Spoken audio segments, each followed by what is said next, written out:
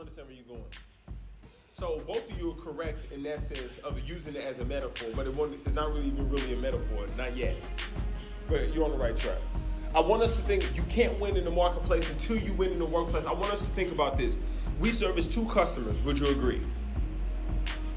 We service our external customer. Our external customer are the people that buy our products and our services, right? Now, when they come into our workplace, what do we do for them? Oh, red carpet. We put out the red carpet. Hey, you need water? You want Starbucks? I'll make you lunch. What do you need?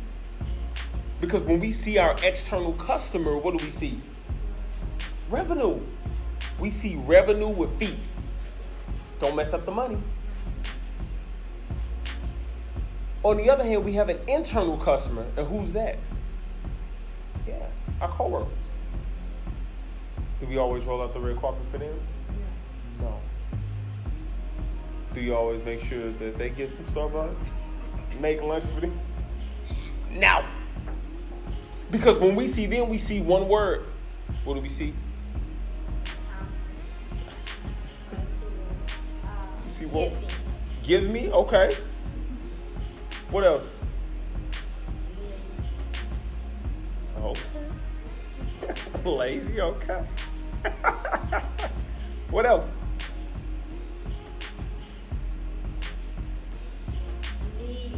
Needy, oh gosh. Who you work with? But we see production.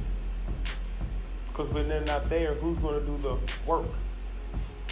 We see production.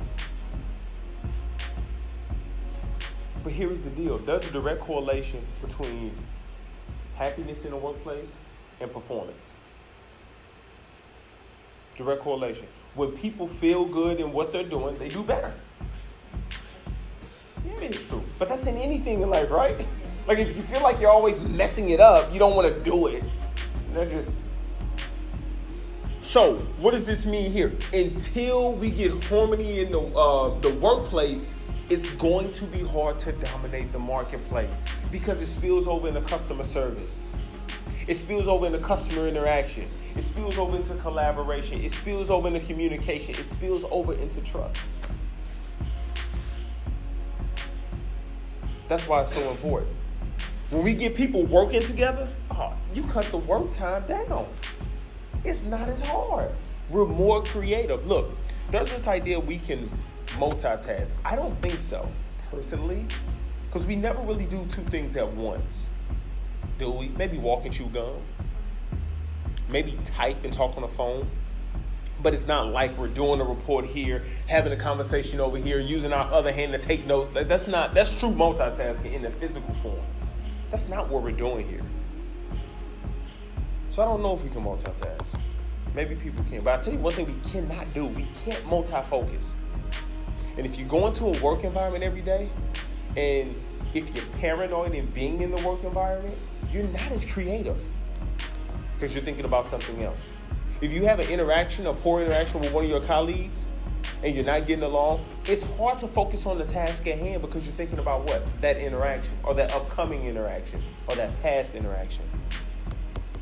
So when people start telling me about performance issues that people are having, that's a how question. How are they doing their work? It's a what question. What are they doing? It's my favorite question is, why are they here right now? Why are they here? Why? They didn't take the job having performance issues. They didn't take the job saying they didn't want to be here, but they're here now. Why? That's the question. Why? How did we get here? And if people are not happy in the environment, their work will suffer.